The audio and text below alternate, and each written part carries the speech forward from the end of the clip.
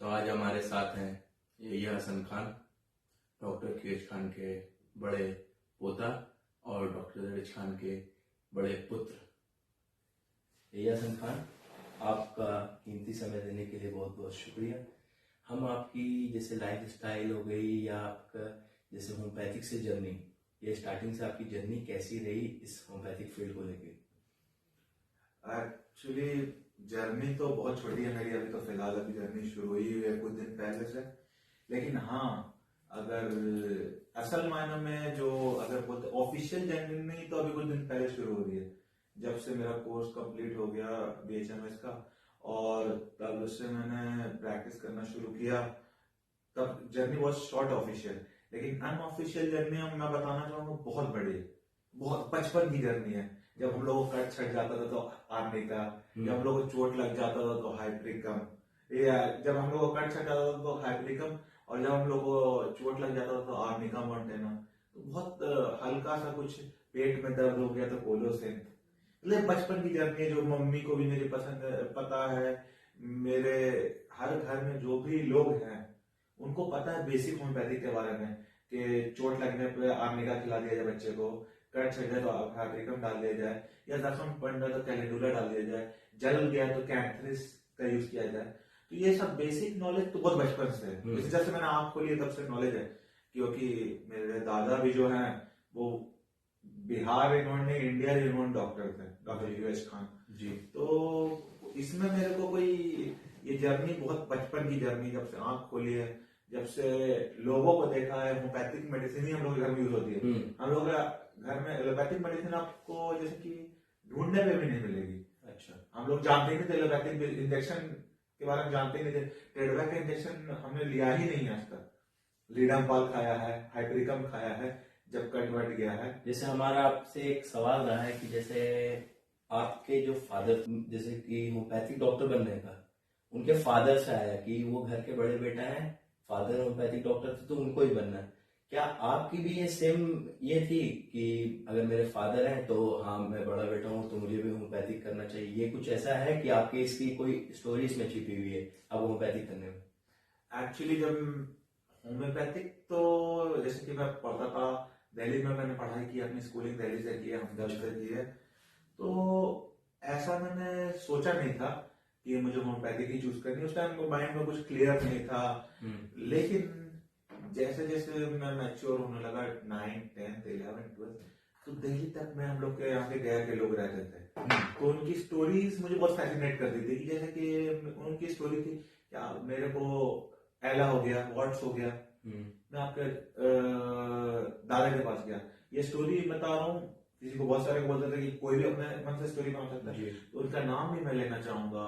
हम लोग को कोच थे हमदर्द में, शाकिर सर नाम है उनका। जो कोच थे, स्पोर्ट्स के कोच थे, बेसिकली कोचिंग देते थे वो क्रिकेट की। तो उन्होंने बहुत अच्छा मेरे को वाक्य बचपन में बताया था। वो 6th में तो वो बताते कि मेरे पापा जो जिनका नाम बेचारे, उनका नाम वो शब्बीर साहब, अच्छा, वो टीचर थे, बहुत पुराने टीचर थे, जिनसे मेरे वालिद डॉक्टर जहीर खान भी पढ़े हुए हैं। उनके पापा शाकिर सर के पापा। तो उन्होंने बताया कि तुम्हारे दादा के यहाँ में एक बार एला हो गया, तो तुम्हारे दादा के यहाँ मैं गया, और तुम्हारे दादा ने कुछ नहीं, बस 2 पुड़िया दे दी, बोली आज खा लेना, 2 खा लेना, एकदम एला ठीक जाएगा। तो बहुत अच्छा बड़ा एला था। तो उनके दिमाग में आया कि क्या है, 2 दवाओं में क्या होगा, क्या ठीक होगा। लेकिन मेरे उनके पापा को बहुत दादा के ऊपर विश्वास था, बहुत ट्रस्ट था शब्बीर साहब को, जो टीचर हो गए मास्टर शब्बीर साहब। तो उनको बहुत ट्रस्ट था दादा पे। शाकिर सर जो थे वो उस टाइम बहुत यंग थे, तो उनको उतना ट्रस्ट नहीं था। लेकिन जब उन्होंने 2 खाई, 2 पुड़िया खाई, और कुछ ही दिनों में, जैसे कि महज उन्होंने बताया कि 1 हफ्ते के अंदर उनका एला गिर गया। तो तब से मेरे दिमाग में होम्योपैथिक को लेके, और होम्योपैथिक तो मेरे घर में बचपन से था, तो एक जिज्ञासा जागी कि कैसे ये पैथी में हम क्यों नहीं जा सकते। क्योंकि बहुत सारा लोग देखते होंगे माहौल है, चाहे हम लोग में जानते हैं उसका बेनिफिट, और लोगों को बेनिफिट हो रहा है होम्योपैथिक का, लेकिन लोग बहुत समझते हैं होम्योपैथिक डॉक्टर को डॉक्टर नहीं समझते हैं। ये कहीं ना कहीं डिमेरिट भी है। सोसाइटी उसको उतना पैसा देती नहीं है, फीस नहीं देती है। हम लोग को छोड़ दिया जाए तो हम लोग को, जैसे कि मेरे फादर को छोड़ दिया जाए, मेरे दादाजी को छोड़ दिया जाए, तो होम्योपैथिक डॉक्टर फीस नहीं लेते हैं। तो अगर आपने ये पुड़िया की बात ला ही दी है, जैसे इस सोसाइटी में ज्यादातर बना हुआ है कि होम्योपैथिक को पुड़िया के नाम से जाना जाता है। इस पुड़िया के आप जवाब क्या देना चाहेंगे? जो लोग आपको चिढ़ाते हैं या कुछ ऐसा वर्ड कहते हैं कि पुड़िया ये सब, इसका वर्ड आप उसको क्या रिप्लाई करना क्या चाहेंगे उन लोगों को? मेरा जवाब क्या है, वही शाकिर सर वाला जवाब रहेगा मेरा, कि आप देखिए कि एलोपैथिक डॉक्टर, जबकि मैं उसके बाद में बुरा नहीं बोलता, क्योंकि हर चीज के एक अच्छी साइड होती है, एक बुरी साइड होती है। अगर एलोपैथिक मेडिसिन की बात करें हम सिर्फ, तो वो एक एला भी नहीं गिरा सकती, बिना सर्जरी करे वो एला भी उनसे ठीक नहीं होगा। लेकिन होम्योपैथिक का आप समझिए, 2 पुड़िया की क्या वैल्यू है, क्या ताकत है, बहुत मिनिमल कॉस्ट में, बहुत सस्ते में। क्या वो तो उनको तो फ्री में दिया होगा मेरे दादाजी ने, क्योंकि जान पहचान थी। लेकिन होम्योपैथिक की 2 पुड़िया कितने की पड़ेगी? हम लोग एक पुड़िया देते हैं 10 रुपए की, 2 पुड़िया होगी 20 रुपए की। 20 रुपए में एला का इलाज हो गया। अगर वही आप एलोपैथिक में किसी डर्मेटोलॉजिस्ट के पास जाइएगा, वो उसको हटा देगा, लेकिन दोबारा आपको एला हो जाएगा, उससे रिग्रोथ हो जाएगा जी। तो 2 पुड़िया 20 रुपए की पुड़िया, और वो भी जो हमारे जो शाकिर सर उनको फ्री में दी गई, तो उनको बेनिफिट हो गया, एला गिर गया, दोबारा एला नहीं हुआ उस जगह पे उनको। और यह एलोपैथिक में जाकर डर्मेटोलॉजिस्ट के पास वो काट के हटा देता और अच्छे खासे अमाउंट लगता, 2000, 3000, 4000, इससे कम में उनको ठीक नहीं होता। तो पुड़िया की ताकत इतनी है। ये भी है। और आपसे रिलेटेड ये कहा गया है, रिलेटेड जैसे व्यूवर्स ने हमें बताया कि आप हर जगह भी कैंप लगा रहे हैं, जैसे कि सैदे खाप में आपने 2 बार कैंप लगाया, एक बार करीबन कब्रिस्तान में। तो आप ये कैंप लगाने के पीछे आपका मकसद क्या है? जैसे कि कोई कैंप लगाता है कि गरीबों के लिए या किसी के लिए, आपका मेन मकसद उसके लिए क्या है कैंप के पीछे? कैंप के पीछे की वजह तो एक ही है। अभी कुछ महीने हो रहे हैं, 3 महीने पहले मेरी अम्मी का इंतकाल हो गया जी। तो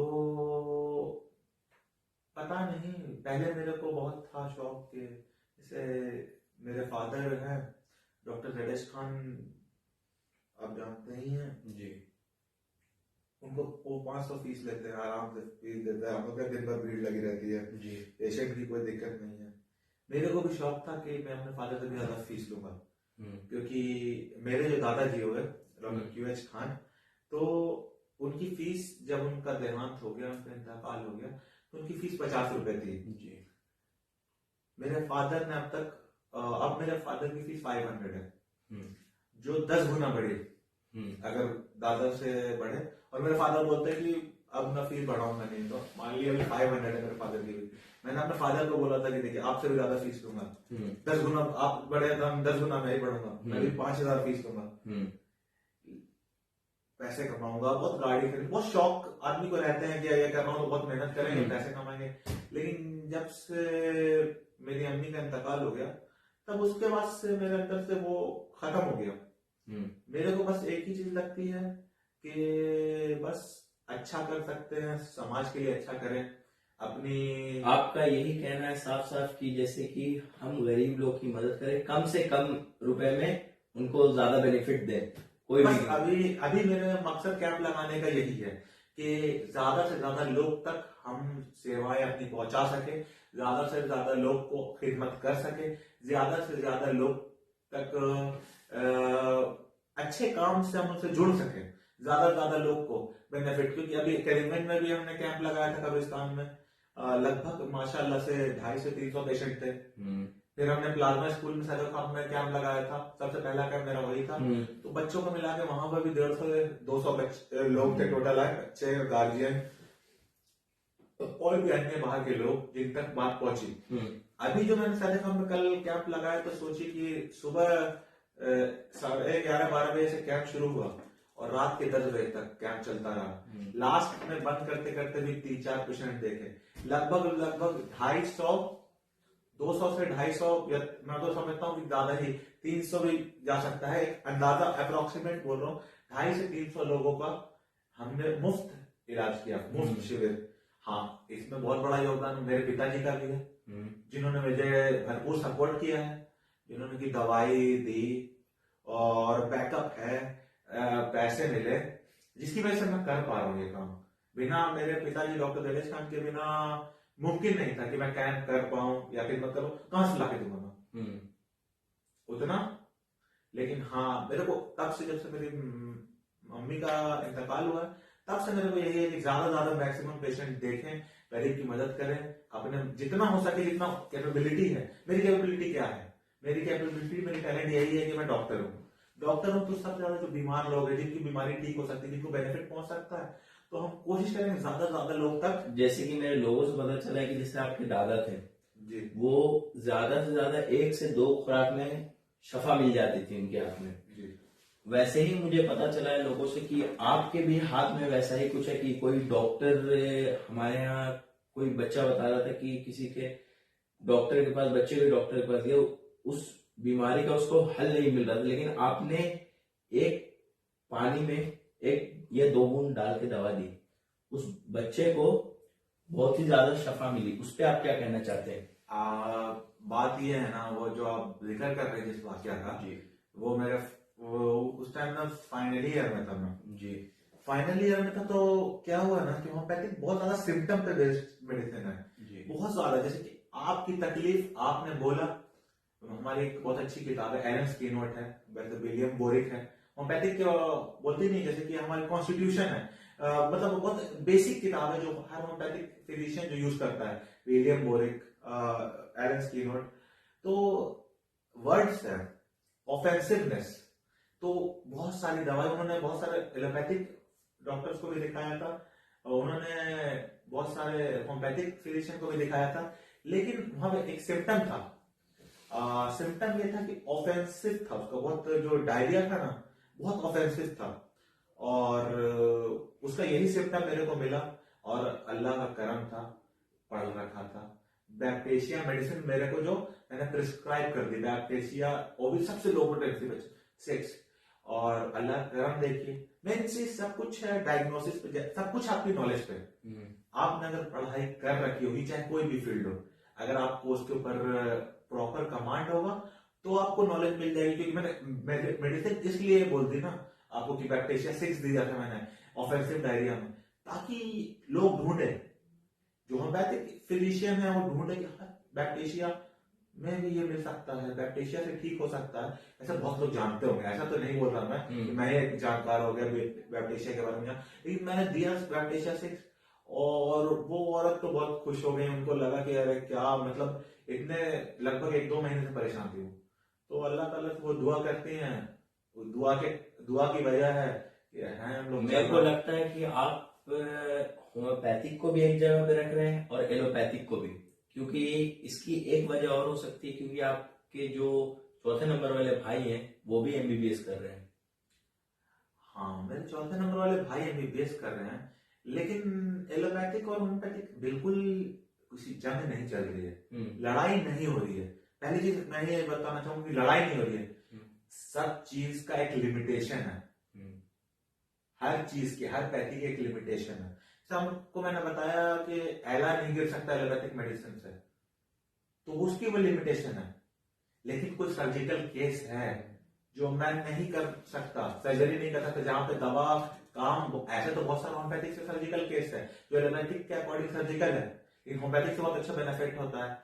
जैसे अपेंडिसाइटिस का केस हो गया, इन्फ्लेमेशन हो जाता है अपेंडिक्स में, होम्योपैथिक मेडिसिन से बहुत सारा, मैं खुद अपने आप के सामने देखा है, और बहुत सारे केस अच्छा क्योर हो गया, अपेंडिसाइटिस में इन्फ्लेमेशन कम हो गया अपेंडिक्स में।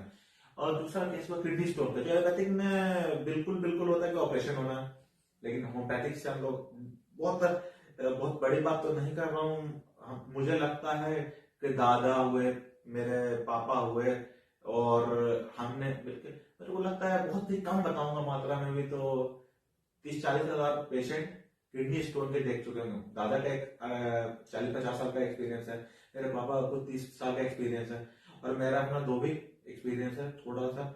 उसमें हम लोग एक एस्टिमेट डाटा बता रहे हैं, 30 से 40 हजार लोग का, औरंगाबाद, जहानाबाद, नवादा, गया, पटना, कोलकाता, छपरा, डुमरिया, कोठी, इमामगंज, इस सब से हम लोग को हम लोग एक जिले के लोग सोचेगा एक जिले गया जिले का हम लोग के पास पेशेंट सिर्फ नहीं है, हम लोग के पास मेरे को लगता है कम से कम भी 10 जिले और बिहार से बाहर के भी पेशेंट है, कोलकाता के, उड़ीसा के, तो सब मिला के 30 से 40 हजार पेशेंट, सिर्फ मैंने नहीं, मेरे दादा, मेरे पिताजी और हमने मिला के 30 से 40 हजार के किडनी स्टोन का जो सर्जिकल केस है उसको ठीक किया है। ऐसे ही है अम्बिलिकल हर्निया, बच्चों को हो जाता है पेट में, नाभि में फूल जाता है, सूज जाता है उसमें, फिर इंग्विनल हर्निया, सर्जिकल हर्निया, बहुत सारे में हर्निया में भी अच्छा बेनिफिट मेडिसिन से किया है। तो ऐसे ही बहुत सारे चीजें, स्ट्रैंगुलेटेड हर्निया, तो ऐसे बहुत सारा बेनिफिट जो सर्जिकल एलोपैथिक के अकॉर्डिंग है, लेकिन बहुत साइन में कि सर्जरी की जरूरत पड़ सकती है। जैसे किडनी स्टोन में तो हम लोग 95% या 98% अल्लाह का करम है केस निकल जाता है, लेकिन गॉलब्लैडर स्टोन में ये निकलता है 40 to 45%, 60% केस नहीं निकल पाता है। वो उसकी पेन की जो इंटेंसिटी है ना वो बर्दाश्त नहीं कर पाता पेशेंट। तो जब पेशेंट उसकी पेन की इंटेंसिटी बर्दाश्त नहीं कर पाता तो कोई मेडिसिन क्या कर सकती है। और बहुत कभी कभी साइलेंट स्टोन है जो एक्सीडेंटल डायग्नोसिस हो जाता है गॉलब्लैडर में, तो उसको दवा देके बहुत अच्छे से क्योर किया जा सकता है, बहुत अच्छे से कम कर दिया जा सकता है, उसके बढ़ने के प्रोसीजर रोक देते हैं।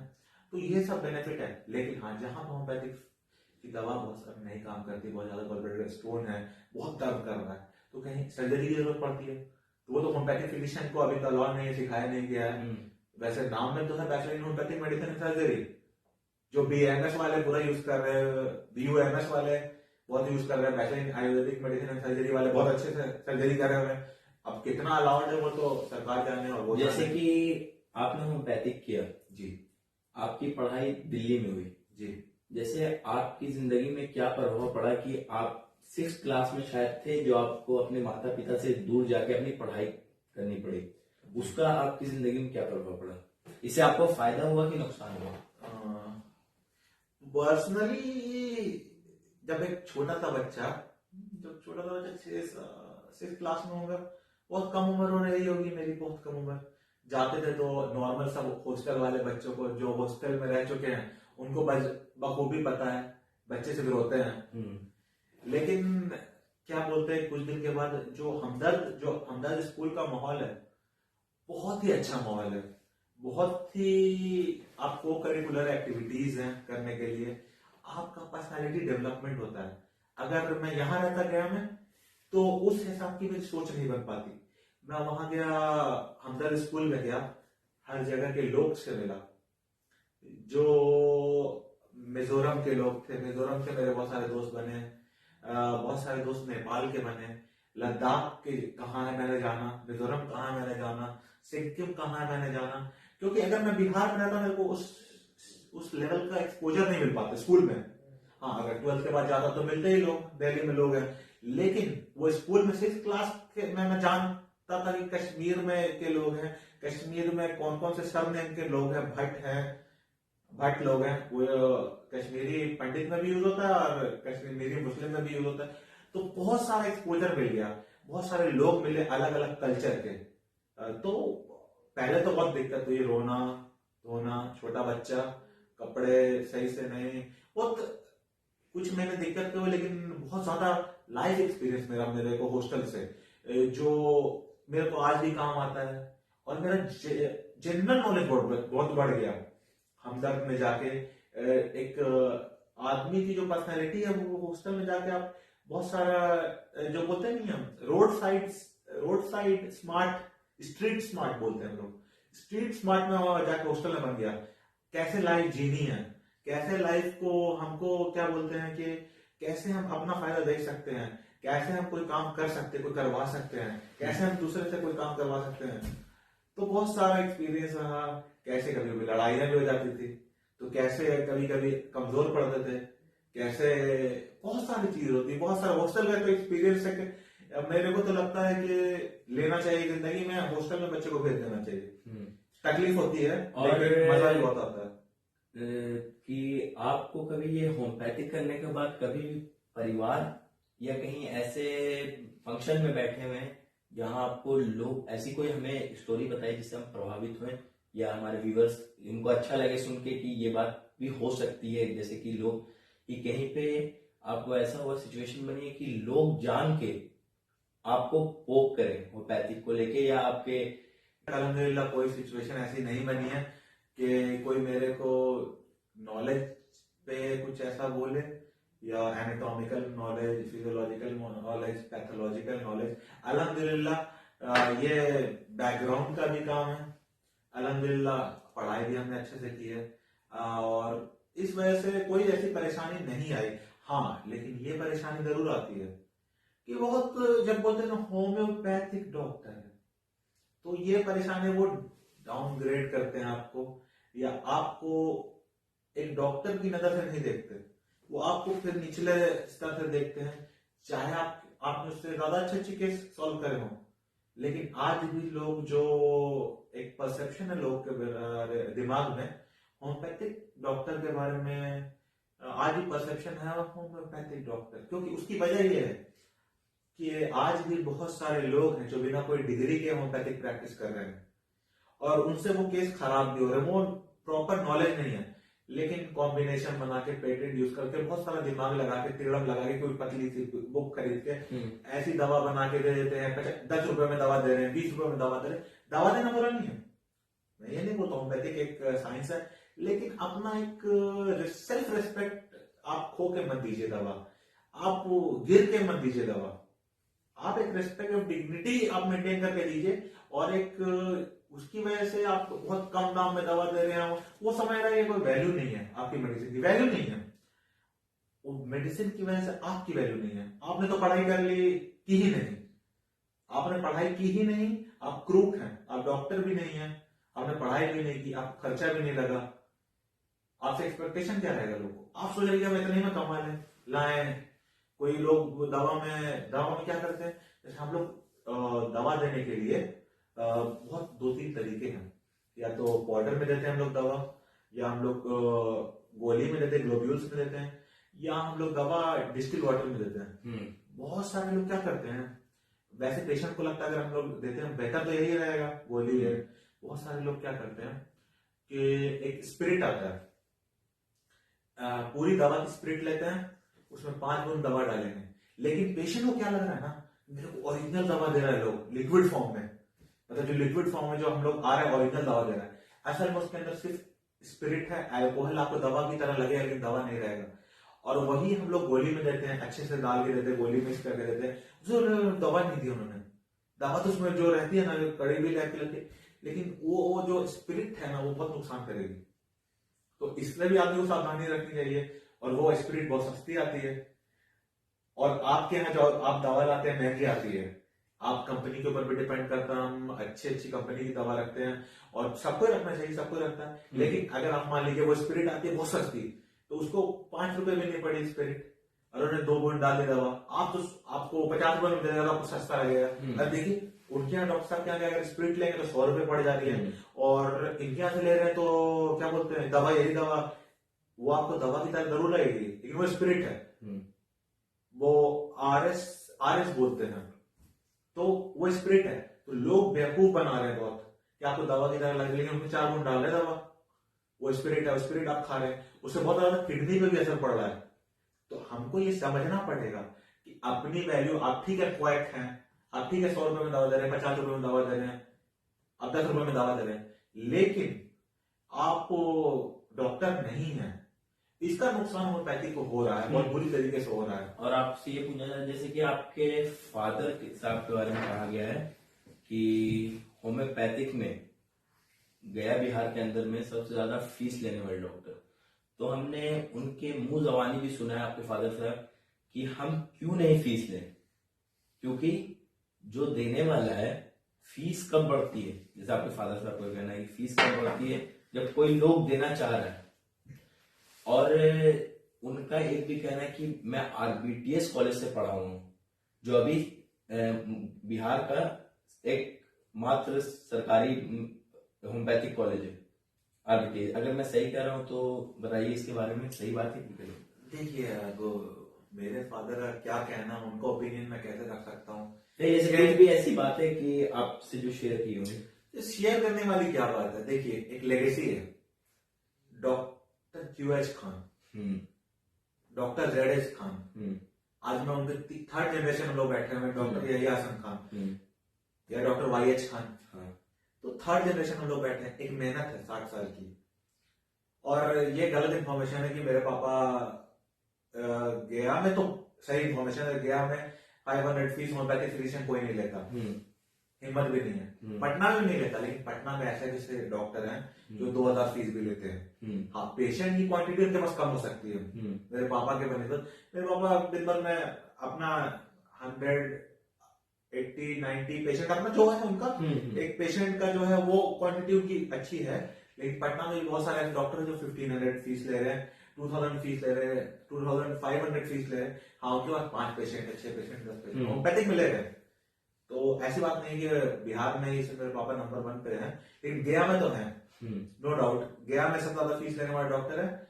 और एक लेगेसी है, एक मेहनत है, 30 साल का उनका एक्सपीरियंस है।